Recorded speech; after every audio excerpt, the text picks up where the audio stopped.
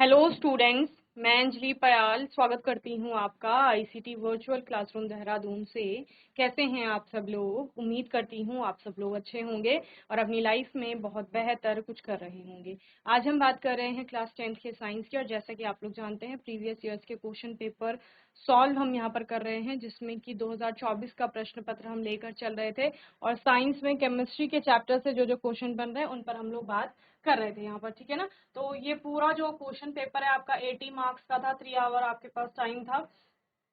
Directions जिसमें आपने पढ़ी थी, कुछ क्वेश्चंस देखे थे आपने। एथेन जिसका आणविक सूत्र C2H6 है, में सहसंयोजक आबंध होते हैं। तो कितने सहसंयोजक आबंध होते हैं? 7 आपने देखे थे। एक कार्बन कार्बन के बीच था और बाकी के 6 कहाँ थे? कार्बन और हाइड्रोजन के बीच में थे, ठीक है। निम्न अभिक्रिया में उपचायक पदार्थ कौन सा होगा? ऑक्सीडाइजिंग एजेंट कौन सा होगा? तो CuO यहाँ पर ऑक्सीडाइजिंग एजेंट होगा। अपच का उपचार करने के लिए निम्न में से किस प्रकार की औषधि का उपयोग होता है? Which one of the following type of medicines is used for treating indigestion? तो indigestion को एंटासिड्स के द्वारा आपका ट्रीट किया जाता है, ठीक है ना। इसके अलावा नेक्स्ट आपका क्वेश्चन था, उस अधातु का नाम व प्रतीक लिखिए जो सामान्य ताप पर द्रव अवस्था में पाई जाती है। तो ब्रोमीन आपकी होती है जो अधातु है, और रूम टेम्परेचर पर लिक्विड स्टेट में आपका पाई जाती है। देन थर्ड था आपका, शुष्क हाइड्रोक्लोरिक गैस शुष्क लिटमस पेपर के रंग को क्यों नहीं बदलती है? तो क्योंकि जब आप शुष्क हाइड्रोक्लोरिक गैस की बात कर रहे हैं तो वो अपने आयन में डिसोसिएट नहीं हो रहा है, और लिटमस पेपर भी आपका ड्राई है तो वहां पर आयन में डिसोसिएशन नहीं हो रहा है, H+ आयन से आपके नहीं निकलेंगे, तो वहां पर आपका colour change litmus paper show नहीं करेगा। ओके, चलिए नेक्स्ट क्वेश्चन था आपका, धावन सोडे का रासायनिक सूत्र व 2 उपयोग लिखे। तो ये आप लोगों ने कर लिया था। 11th क्वेश्चन है, अधातुएं ऑक्सीजन के साथ संयुक्त होकर कैसा ऑक्साइड बनाती है, ठीक है ना। 11th, और उसका ख है, आयनिक यौगिकों का गलनांक उच्च क्यों होता है, ठीक है ना। चलिए तो हम देखते हैं।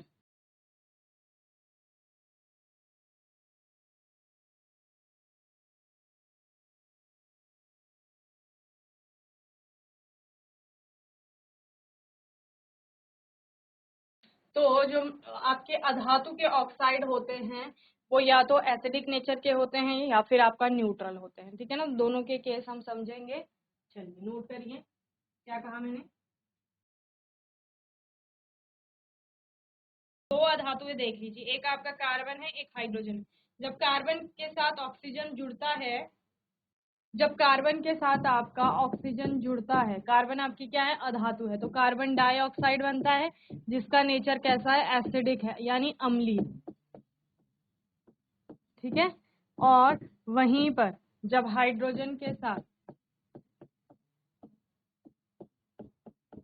बैलेंस करते रहेंगे रिएक्शन को, ये H2O बनता है, हाइड्रोजन और ऑक्सीजन आपस में कंबाइन होकर के ये आपका कंपाउंड बन रहा है। तो ये कैसा होता है? ये न्यूट्रल होता है, यानी कि उदासीन, ठीक है। तो क्या लिखेंगे? प्रश्न था, अधातुएं ऑक्सीजन के साथ संयुक्त होकर कैसा ऑक्साइड बना। तो 1 नंबर का क्वेश्चन है, तो लिखेंगे अधातुएं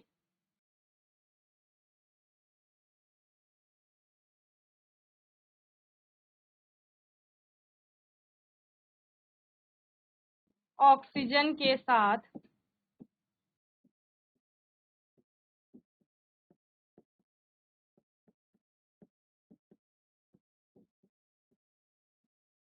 संयुक्त होकर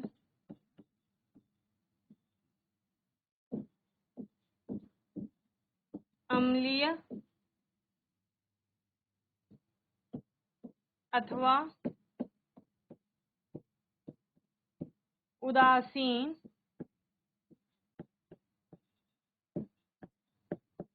ऑक्साइड बनाती हैं, ठीक है। और कहीं कहीं पे सिर्फ अम्लीय भी लिखा जाता है कि अम्लीय आपके जो metallic oxide, non metallic oxide है जो, वो कैसे हैं? एसिडिक नेचर के होंगे। ओके, तो क्या लिखेंगे आप लोग?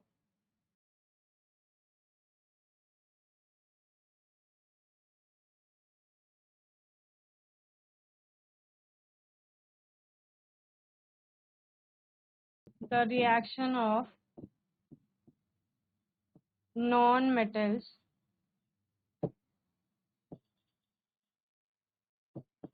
with oxygen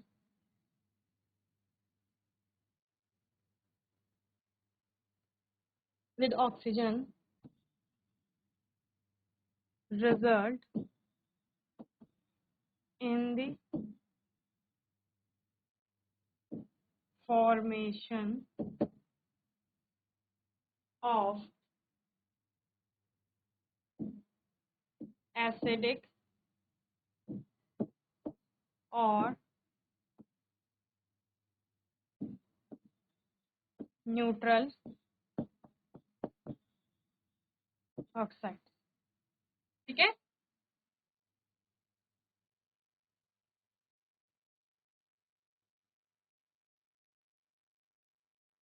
चलिए, आयनिक यौगिकों का गलनांक उच्च क्यों होता है? आयनिक यौगिकों की फॉर्मेशन आपने कैसे पढ़ी थी? आपने बोला था कि कोई भी परमाणु जो है वो इलेक्ट्रॉनों का दान करके या इलेक्ट्रॉनों को ग्रहण करके आयनों में आपका बदलता है, ठीक है ना। इसी प्रकार से दो परमाणुओं के बीच अगर आपका क्या हो रहा है, इलेक्ट्रॉनों का लेन देन हो रहा है और उसके पश्चात आपका क्या हो रहा है, यौगिक फॉर्म हो रहा है, तो उसको आप आयनिक कंपाउंड कहते थे। तो आयनिक कंपाउंड में आपके पाए जाते हैं विपरीत आवेशित आयन, ठीक है। जैसे आप कह रहे हैं AB2 सपोज कोई कंपाउंड है, तो इसमें A पॉजिटिव और B नेगेटिव इस प्रकार से आपस में कंबाइन होंगे, तो दोनों कैसे हैं, विपरीत आवेशित आयन है। तो विपरीत आवेशित आयनों के बीच आपका स्थिर वैद्युत आकर्षण बल पाया जाता है प्रबल प्रकृति का, जिसको तोड़ने के लिए बहुत ज्यादा एनर्जी देनी पड़ती है, इसलिए उनका क्या होता है, जो गलनांक होता है या क्वथनांक होते हैं वो कैसे होते हैं, उच्च होते हैं, ठीक है ना। चलिए, तो खो आप लिखेंगे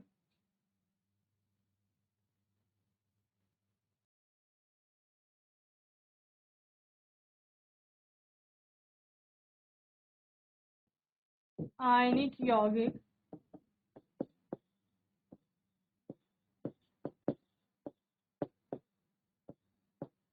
आयनों से मिलकर बने होते हैं।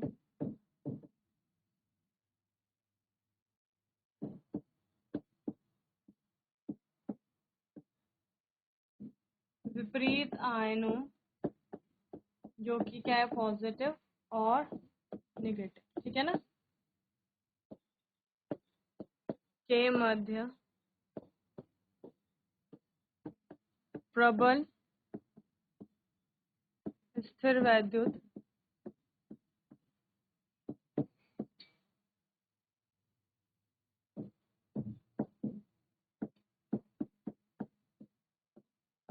आकर्षण बल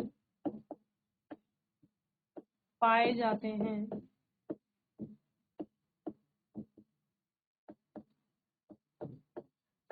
जिन्हें तोड़ने के लिए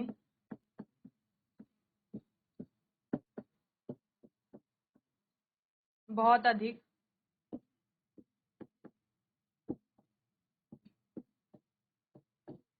ऊर्जा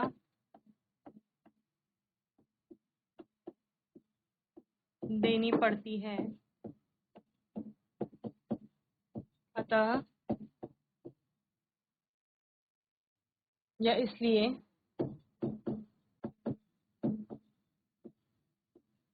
आयनिक यौगिकों के गलनांक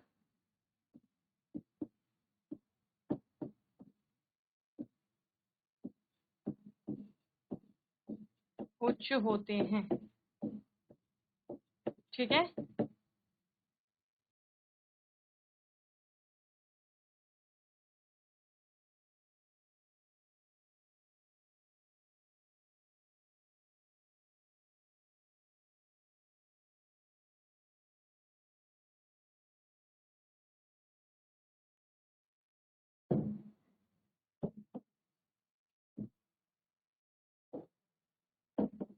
due to presence of strong electrostatic attraction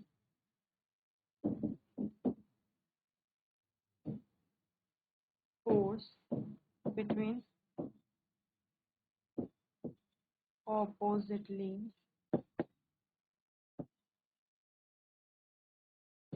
charged ions. Okay.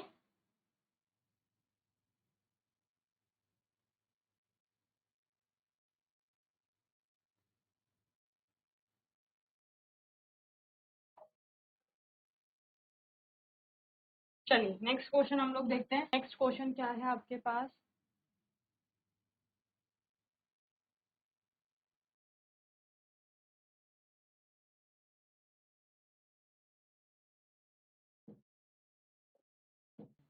Question number 12। आपके पास दो विलयन ए तथा बी हैं। विलयन ए का पीएच 6 है तथा विलयन बी का पीएच कितना है? 8 है। किस विलयन में हाइड्रोजन आयन की सांद्रता अधिक है? इनमें से कौन सा अम्लीय है तथा कौन सा आपका क्षारीय होगा? ठीक है, सबसे पहले पीएच स्केल आपको अच्छे से पढ़ाया गया है। पीएच स्केल में 0 to 14 का स्केल जो था, आपने बोला पीएच अगर 7 से अधिक है तो वो क्षारीय है, 7 से कम है तो वो अम्लीय होगा। ठीक है, सिंपल सी बात। तो प्रश्न का जो दूसरा पार्ट है वो तो आपको यहीं से क्लियर हो जाता है। इनमें से कौन सा अम्लीय? तो जिसका पीएच 6 है वो अम्लीय है और जिसका पीएच 8 है वो कैसा होगा? वो क्षारीय। क्लियर? देन उससे पहले क्या पूछा गया? किस विलयन में हाइड्रोजन आयन की सांद्रता अधिक होगी? ठीक है ना। तो पीएच आपका क्या होता है? पीएच आपका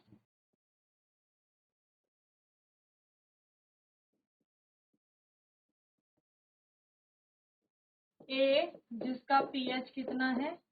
6। ठीक है, और बी जिसका पीएच कितना है? 8। ठीक है, ये दिए गए हैं आपको। तो ए का पीएच क्योंकि आपका क्या है? 7 से कम है। ए कितना है आपका? Less than 7। ए का पीएच लेस देन 7 है तो ये कैसा होगा? एसिडिक होगा, यानी कि अम्लीय। ओके, और इसका पीएच क्या है? ग्रेटर देन 7 है तो ये क्या होगा? ये बेसिक होगा, यानी कि क्षार। और प्रश्न का एक पार्ट तो ये हो गया आपका। दूसरा पार्ट क्या कह रहा है कि हाइड्रोजन आयन की सांद्रता कहाँ अधिक? पीएच किसे कहते हैं? पीएच हाइड्रोजन आयन के ऋणात्मक लघु गुणक को कहते हैं। ठीक है, पीएच हाइड्रोजन आयन के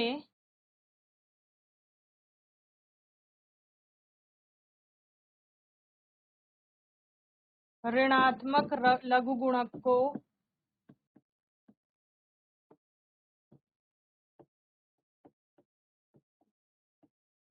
कहते हैं। ठीक है, आपको सिर्फ बताना है कि किसमें H प्लस आयन की सांद्रता अधिक होगी, लेकिन यहाँ पर आप लोग डीप में समझ लीजिए।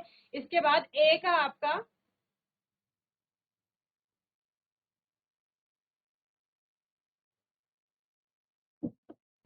ए की H प्लस सांद्रता 10⁻⁻⁶। ठीक है ना।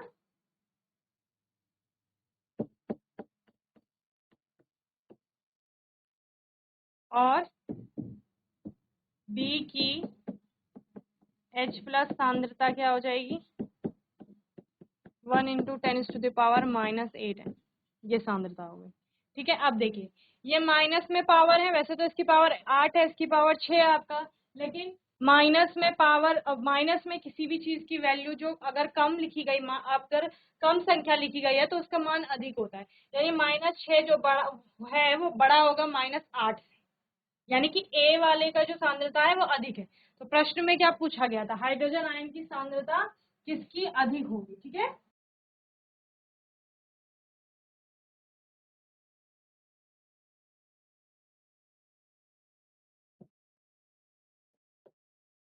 अतः विलयन एक ही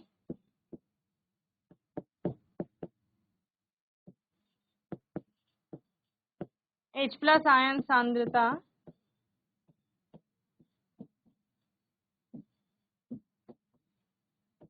B की अपेक्षा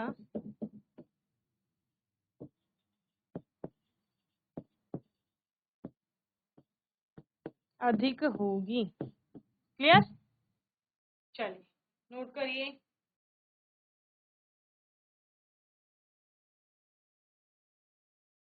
चलिए नेक्स्ट क्वेश्चन है आपका क्वेश्चन नंबर 16।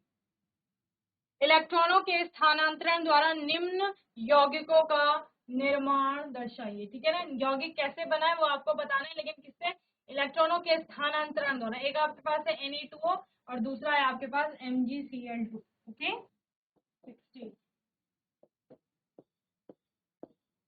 Na2O इसका बताना है आपको कैसे बनाएंगे। चलिए सबसे पहले हम यहाँ से सोडियम का देख लेते हैं। सोडियम में इलेक्ट्रॉन है 2 8 1 यह है, और ऑक्सीजन में क्या है आपका 2 और 6। तो बाह्यतम कोशों के इलेक्ट्रॉन ले लेंगे, यहाँ 6 है और यहाँ 1 है। ठीक है, तो आपके पास सोडियम के कितने एटम है? 2 एटम है। एक सोडियम आपका ये है और दूसरा सोडियम आपका ये यहाँ बना है। ठीक है, और ऑक्सीजन का आपके पास एक ही है।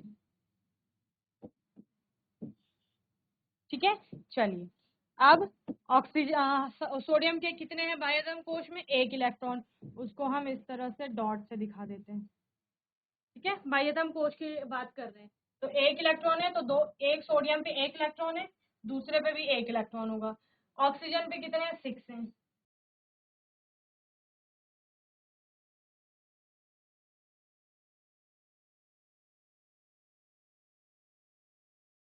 ठीक है, तो इलेक्ट्रॉनों का स्थानांतरण यहाँ पर हो रहा होगा, यानी कि सोडियम जो है वो इलेक्ट्रॉन का इधर को इलेक्ट्रॉन दे रहा है, ये इस प्रकार से।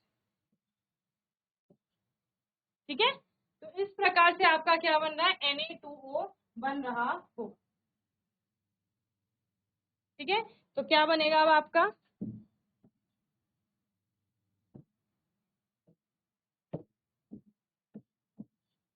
Na एक इलेक्ट्रॉन ने एक दान दिया, एक इलेक्ट्रॉन ने एक, तो आपका Na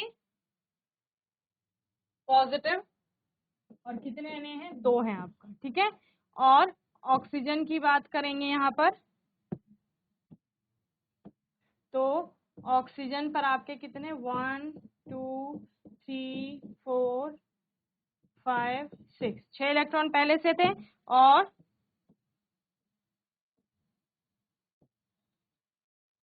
2 इलेक्ट्रॉन जो सोडियम से उसने ली। ठीक है, तो इस प्रकार से इस पर क्या आ गया है? 2 इलेक्ट्रॉन आ गया सोडियम के, और यहाँ पर कितना? -2 चार्ज इस पर आ जाएगा। क्यों? क्योंकि 2 इलेक्ट्रॉन ग्रहण किए। ठीक है, इस प्रकार से आप दिखाएंगे।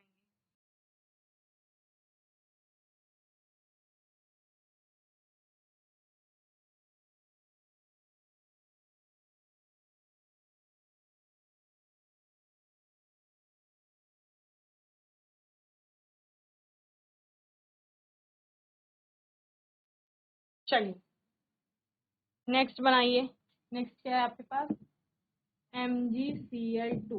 ठीक है, Mg के इलेक्ट्रॉनों का वितरण लिखिए 2 8 2 12 इलेक्ट्रॉन है। ठीक है, Cl का 2 8 7। ठीक है, तो बाह्यतम कोश में यहाँ 7 यहाँ 2। ठीक है, अब बताइए मैग्नीशियम कितने हैं आपके? एक है, तो एक Mg पर आपके 2 इलेक्ट्रॉन। ठीक है, और Cl कितने हैं आपके पास?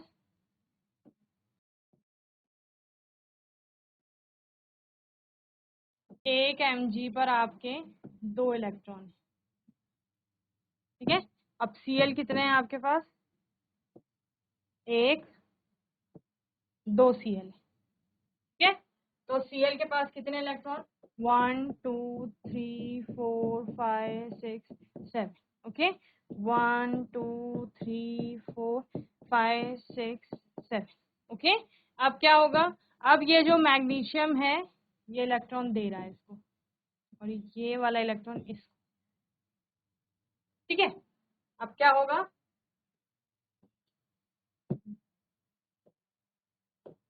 Mg ने 2 इलेक्ट्रॉन दान करे तो उस पे Mg 2 पॉजिटिव, ठीक है। और Cl ने आपके दोनों Cl ने एक एक इलेक्ट्रॉन ग्रहण किया है, 1 2 3 4 5 6 7 इसके पहले से,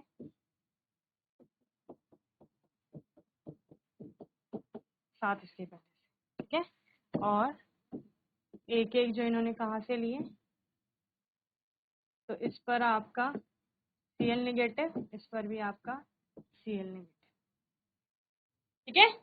इस तरह से आपका कंपाउंड की फॉर्मेशन हो गई।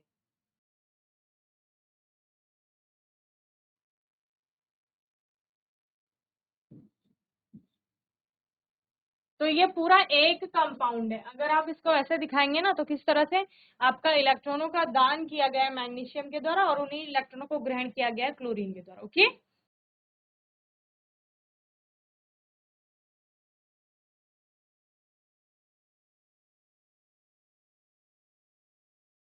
नेक्स्ट क्वेश्चन है आपका 16 का एक CH4 की अणु की इलेक्ट्रॉन बिंदु संरचना लिखिए। Draw the electron dot structure of CH4 molecules. Methane की बात कर रहे हैं, ठीक है। किसकी बात कर रहे हैं? इसका पार्ट है CH4 की इलेक्ट्रॉन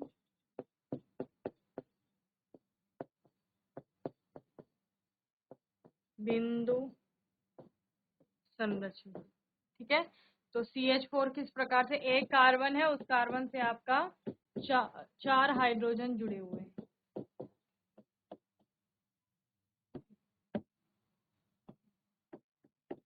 इस प्रकार से जुड़े हुए हैं। अब बताइए, कार्बन में सहसंयोजक आबंध बन रहे हैं कार्बन और हाइड्रोजन के बीच में। यहाँ पर कार्बन के बाह्यतम कोश में होते हैं 4 इलेक्ट्रॉन, ठीक है। कार्बन के बाह्यतम कोश में है आपका 1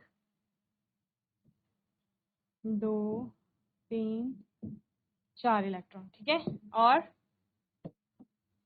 हाइड्रोजन के पास होता है 1 इलेक्ट्रॉन,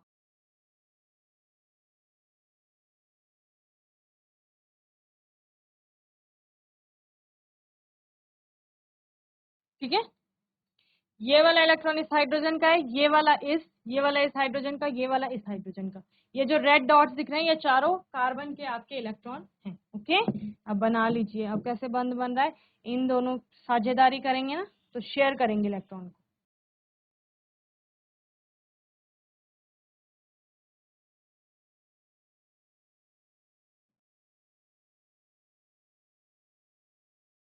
इस हाइड्रोजन के लिए ये 2 इलेक्ट्रॉन आ गए, इसमें इसमें ये 2 इलेक्ट्रॉन आ गए, यहाँ पर ये 2 इलेक्ट्रॉन आ गए। इस हाइड्रोजन के लिए ये 2। कार्बन की बात करेंगे, 4 कार्बन के 4 इस वाले सर्कल के अंदर देखिए, 4 इसके अपने थे रेड डॉट्स और 4 और आ गए, तो 8 इलेक्ट्रॉन टोटल हो, ठीक है। तो इस प्रकार के इलेक्ट्रॉन डॉट स्ट्रक्चर बनेगी मीथेन। ओके,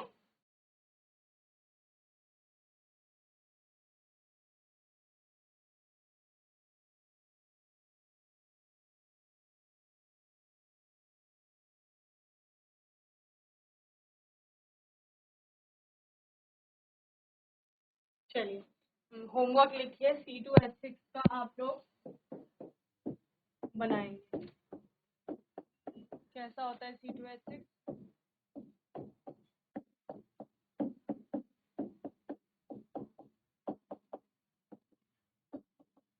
सेम मीथेन की ही तरह होगा, बस यहाँ पर आपका जो पहले मीथेन में आप इस कार्बन पे हाइड्रोजन जोड़ रहे थे, उसके स्थान पर इस कार्बन से एक CH3 ग्रुप जुड़ा हुआ है, यानी एक और कार्बन के साथ ये बॉन्डिंग कर रहा है, और वो कार्बन से फिर 3 और हाइड्रोजन आपका जुड़े हुए। ओके,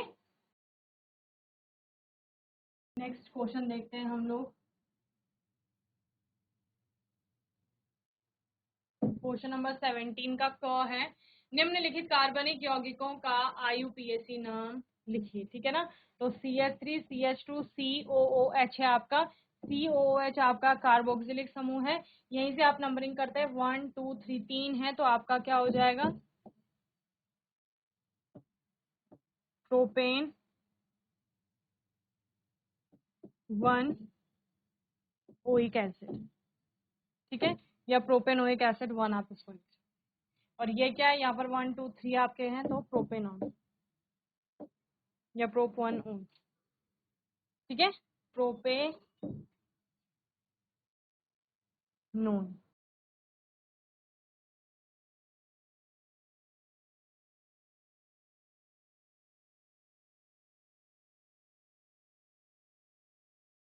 कीटोनिक ग्रुप है ना या सी।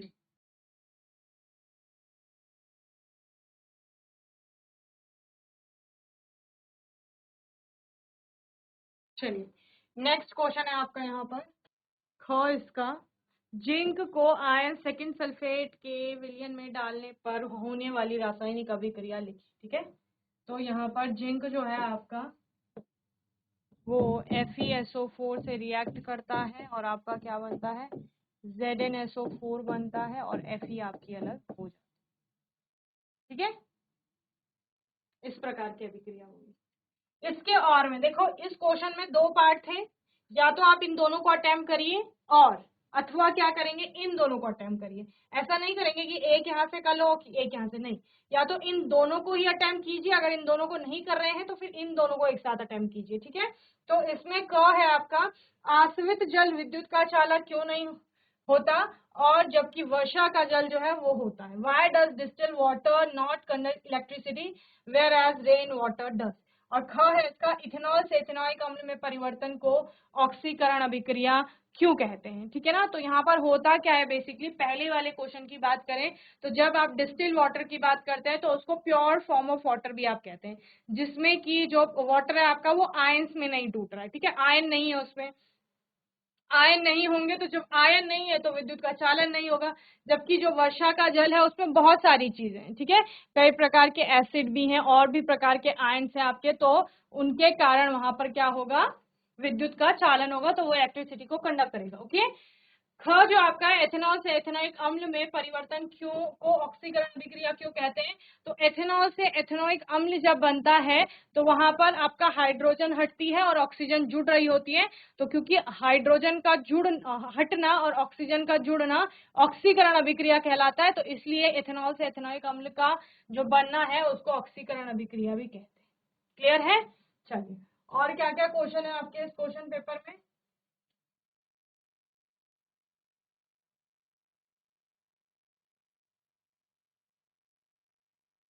24th क्वेश्चन है, किसी पदार्थ X के विलयन का उपयोग सफेदी करने के लिए होता है। पदार्थ X का नाम व सूत्र लिखिए। ठीक है ना, पदार्थ X की जल के साथ अभिक्रिया का समीकरण लिखिए। और ख है ऊष्माक्षेपी तथा ऊष्माशोषी अभिक्रिया का अर्थ क्या है और उदाहरण सहित इनको आपको समझाना है। और 25th है आपका, क्या होता है जब चूने के पानी में कार्बन डाइऑक्साइड गैस प्रवाहित की जाती है। विरंजक चूर्ण की तनु हाइड्रोक्लोरिक अम्ल से क्रिया की जाती है।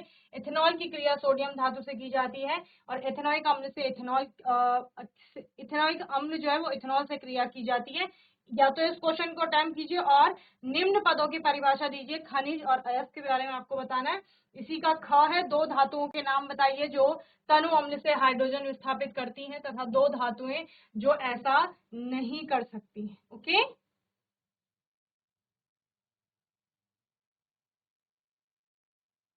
ठीक है, तो इन्हीं क्वेश्चंस के साथ आपका ये क्वेश्चन पेपर, इतने ही क्वेश्चन थे इसमें केमिस्ट्री के, तो इन क्वेश्चंस को हम आने वाले सेशन में सॉल्व करेंगे। बाकी जो जो क्वेश्चन मैंने आपको कहे हैं, ये जितने भी प्रश्न आपने पढ़ लिए इनको घर में जाके एक बार प्रैक्टिस करेंगे। बाकी आपका कोई डाउट होगा, क्वेश्चन होगा तो आने वाले सेशन में आप लोग पूछ लेंगे। और तब तक के लिए ICT वर्चुअल क्लासरूम से जुड़ने के लिए धन्यवाद।